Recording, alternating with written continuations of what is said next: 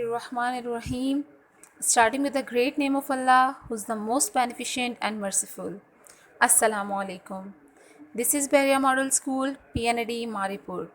I am Aksanas from Primary Wing, your mathematics teacher.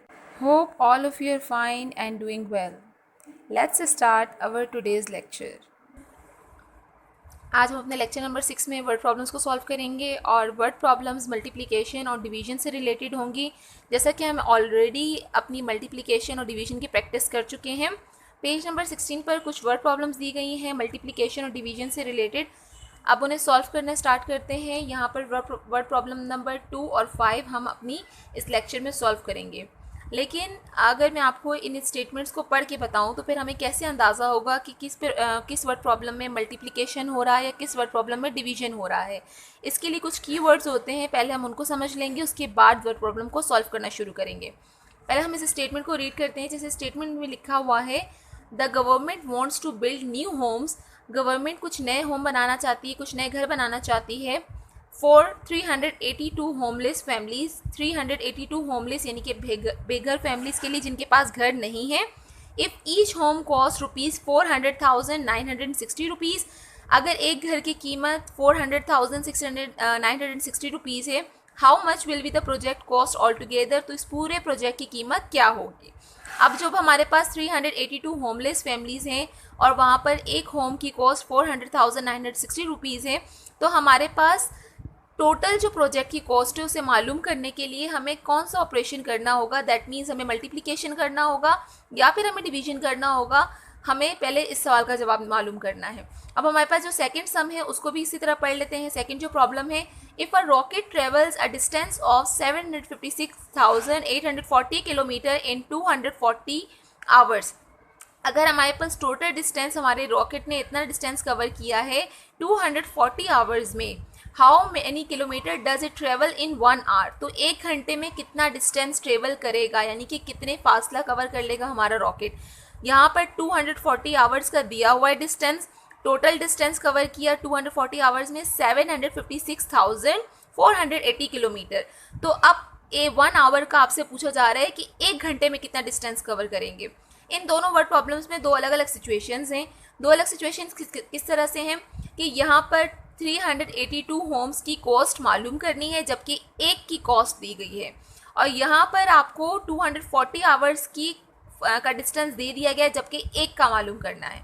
ठीक है, अब दोनों में फ़र्क है, किस प्रॉब्लम में डिवीजन होगा और किस प्रॉब्लम में मल्टीप्लिकेशन होगा। इसको समझने के लिए हमें कुछ कीवर्ड्स को पहले समझ लेते हैं। अगर मल्टीप्लिकेशन की बात की जा रही है तो वहाँ पर आपको एक चीज़ की यानी कि detail of one is given.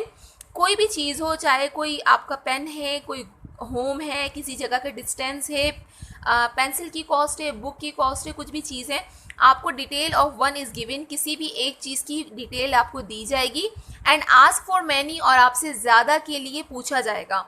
For instance जो हमारी वर्ड प्रॉब्लम नंबर 1 है, इसमें जैसे कहा गया है कि आपके पास एक होम की कॉस्ट कितनी है 400,960 रुपीज़। यहाँ पर आपको ईच होम कॉस्ट, एक होम की कॉस्ट दे दी गई है आपको, 1 होम कॉस्ट, ठीक है, आपको गिवन है। और आपसे कितनी की पूछा जा रहा है, आपसे पूछा जा रहा है 382 के लिए पूछा जा रहा है। 1 की दी गई है और आस्क्ड फॉर मेनी, और ज़्यादा का आपसे पूछा जा रहा है। 1 की कॉस्ट कितनी है आपके पास 400,960 रुपीज़।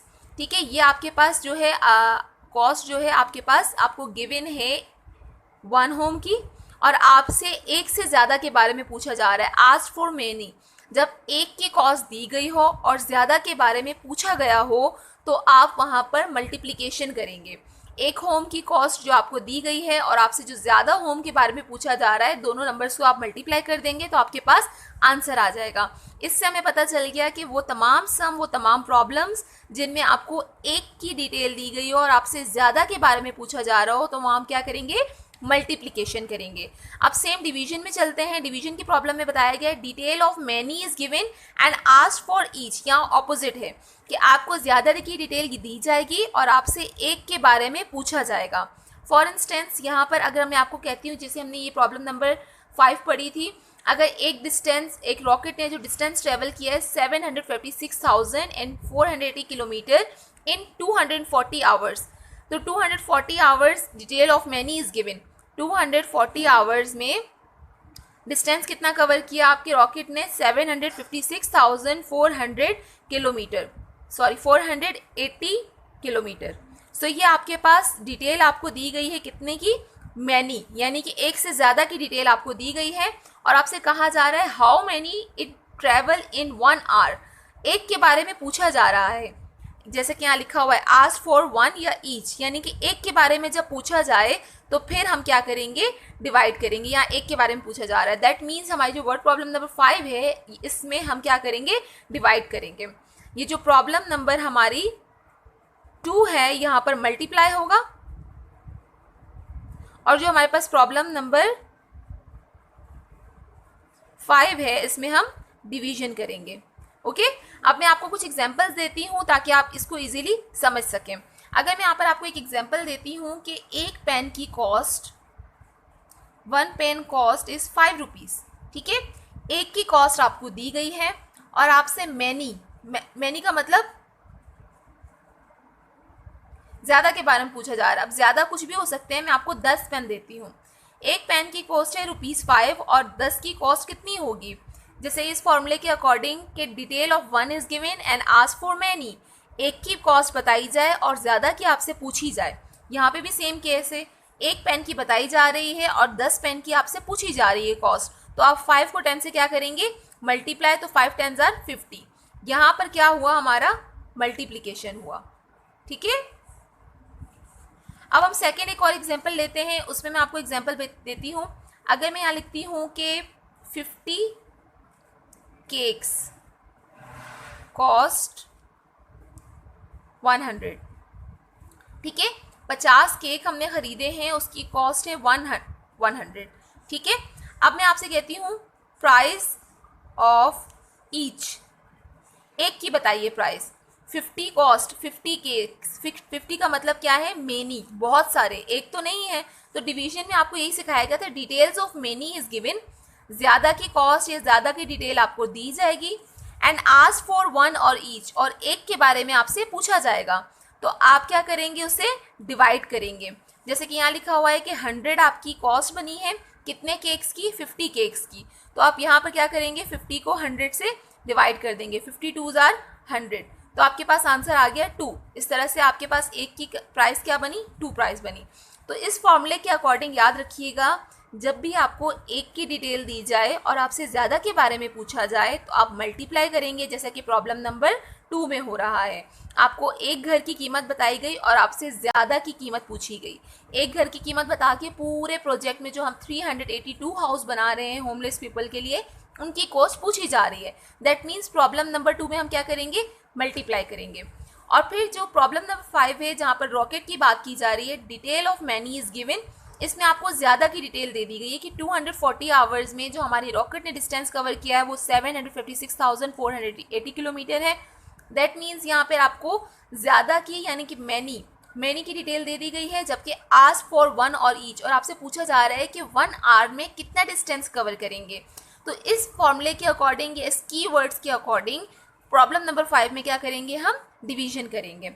जैसा कि हमें पता चल गया कि प्रॉब्लम नंबर 2 में हमने मल्टीप्लाई करना है, प्रॉब्लम नंबर 5 में हमने डिवीजन करना है। अब हम सॉल्यूशन स्टार्ट करते हैं अपनी दोनों प्रॉब्लम्स का। अब हम अपनी प्रॉब्लम नंबर 2 सॉल्व करना स्टार्ट कर रहे हैं। जैसे कि यहाँ प्रॉब्लम नंबर 2 है हमारे पास इंक्लूड, जिसमें गवर्नमेंट हाउस बनाना चाह रही है 382 होमलेस फैमिलीज़ के लिए, और हमारे एक होम की कॉस्ट है 400,960 रुपीज़, और टोटल प्रोजेक्ट की कॉस्ट के बारे में आपसे पूछा गया है। एक होम की प्राइस आपको दी गई है, आपसे टोटल प्रोजेक्ट की कॉस्ट पूछी जा रही है। जब एक की डिटेल दी जाएगी और मैनी यानी कि आस्क फॉर मैनी और ज़्यादा के बारे में आपसे पूछा जाएगा तो आपको मल्टीप्लिकेशन करना होगा, जो कि हम ऑलरेडी डिस्कस कर चुके हैं। अब वर्ड प्रॉब्लम सॉल्व करने के लिए सबसे पहले आपको अपना डेटा कलेक्ट करना होगा। डेटा इन 5 पार्ट्स में डिस्ट्रीब्यूट हो जाएगा। आपके डेटा सबसे पहले गिवन की सूरत में होगा कि आपको सवाल में, प्रॉब्लम में क्या क्या चीज़ें गिवन हैं। रिक्वायर्ड, आपसे क्या पूछा जा रहा है, आपसे किस चीज़ की डिमांड की गई है इस क्वेश्चन में, ठीक है।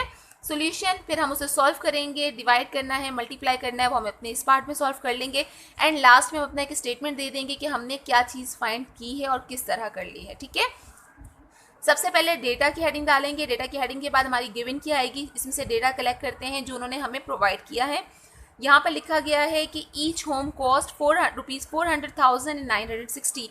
तो हम यहाँ पे लिखते हैं, सबसे पहले गिवन में हम लिखेंगे each home cost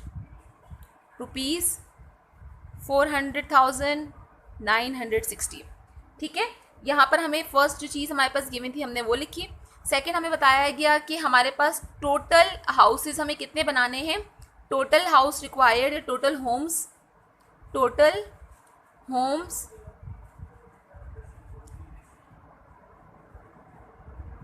required for homeless families, यानी कि होमलेस फैमिलीज़ के लिए जो हमें टोटल हाउसेस कितने चाहिए, टोटल होम्स कितने चाहिए, 382 होमलेस फैमिलीज़ हैं, तो इतने ही घर चाहिए हमें। ये हमारे पास होम्स हमें इतने बनाने हैं अपने प्रोजेक्ट में, और ईच होम कॉस्ट और एक होम की कॉस्ट कितनी पड़ रही, इतनी पड़ रही है।